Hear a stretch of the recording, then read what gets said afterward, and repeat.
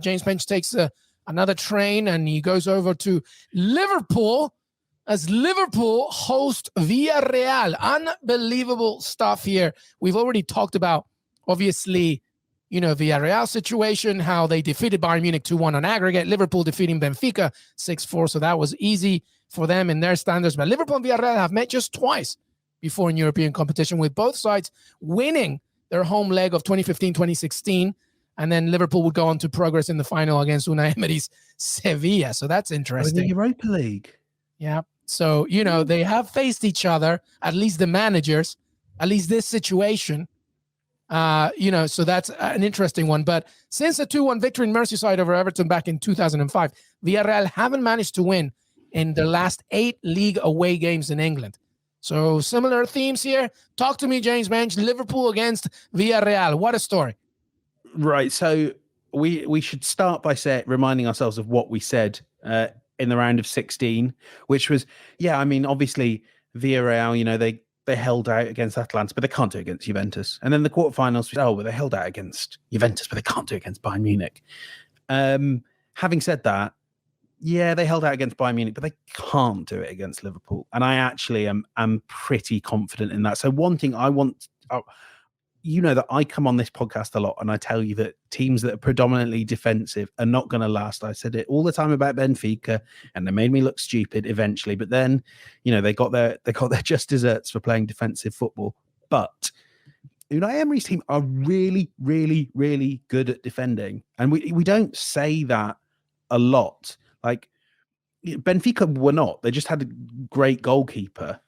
But to give you an example here, in the away leg of the second leg of the Champions League quarterfinal against Bayern Munich, they're holding a 1-goal lead against what we would say is one of the best attacks in Europe. They gave up 8 shots in the first half worth 0.38 expected goals. They can bunker in and make life really, really difficult for offensive teams, force them into taking bad shots.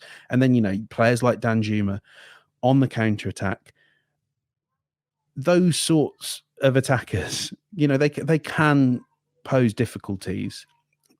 So I think it will be tough for Liverpool. But here's the thing I see as being different with the Bayern Munich game.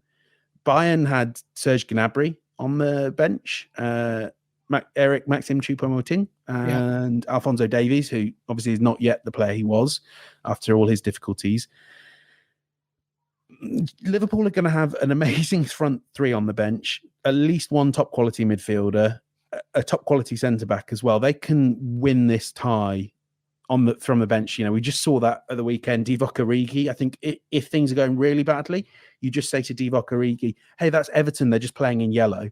Or you say, or you trust kind of Jordan Henderson, whoever it is, Roberto Firmino, to win the tie off the bench. That for me is the difficulty. I think I can see Villarreal holding out for a long time, but ultimately Liverpool have an ability to swing this off the bench that even Bayern didn't have. That's kind of how I see this. I'm very interested to see what Unai Emery is thinking here. Obviously, conventional wisdom and what we saw against Bayern Munich, as you said, will probably tell us that he's going to be focusing on being very smart of the ball, nothing silly, conventional. But in the end, to your point, a storm will come, a storm will arrive. And at some point, with the likes of Mohamed Salah, of course, Diogo Jota, Sadio Mane, Lucho Diaz, Bobby Firmino, there's just too much for them to do it. So I'm wondering if Unai Emery says at some point, you know what, let's fight fire with fire and really just use the athleticism of the likes Unai Emery.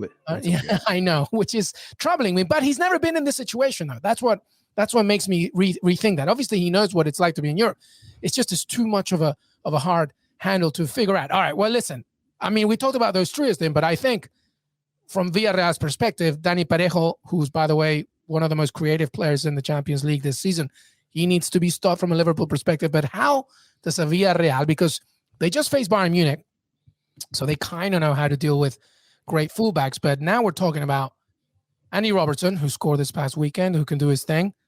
And clearly, to me, the best right back in the world, and Trent Alexander-Arnold. Like, what do you do there? Because Liverpool have so many more weapons than just up front. It's a tough one to call. I think Villarreal will be... You kind of have to choose your poison, don't you? I remember this was something that Unai Emery did. My mind's kind of cast back to this was his second season in charge of Arsenal, start of it. And he basically picked his poison. This was the front three. Firmino kind of at the peak of his powers. Liverpool go on to win the title that year, if I remember correctly. And what he did was just pack the midfield, everything he could. I think man-marked with midfielders as well, Salah and Mane, and just left Robertson and Alexander-Arnold to their own devices, left them to do whatever they want. Now, maybe at that stage they weren't quite considered as devastating as they now are. But I think you do end up having to do things like just say, who are we going to let beat us? I can see a world where he says, if Alexander-Arnold and Robertson are crossing into the box, at least we have players that can fight in the air. That's tough because Liverpool have Jota and Firmino and Salah. They have people that are strong in the air. But I think you kind of, if you're Villarreal, you have to say, where are we willing to gamble on losing this game? And then you play. You're right that, Danny Parejo is fantastic. Can he launch counters? Can we get Danjuma in behind with rapid, really quick, long ball football? Let's hit that space in behind the fullbacks with Danjuma, with Yeremy Pino, and is Moreno available? Those sorts of players. I think that's what you have to do. But really, what you're doing as well is keeping your fingers crossed. And there's no probably no shame in that. Yep, absolutely right. From a history perspective, as we mentioned, by the way, they have faced each other before, Unai Emery and Jurgen Klopp. Obviously, Unai Emery winning with Sevilla, but this is a different situation. We will see what happens. Let's get this final predictions here in this game, in this first leg at the very least. You said we would hear a lot of 2-0, so you're going with that again? Yeah, I'm going with that. Both goals in the second half. Yes, I am going to go with a 3-1 victory for Liverpool. I think Villarreal will get one. I'm not so sure about that, but I'll just give it to them for the sake of it. But Liverpool are just too strong, too good, too confident, and momentum is in their side at this point, I feel. It's too much for them.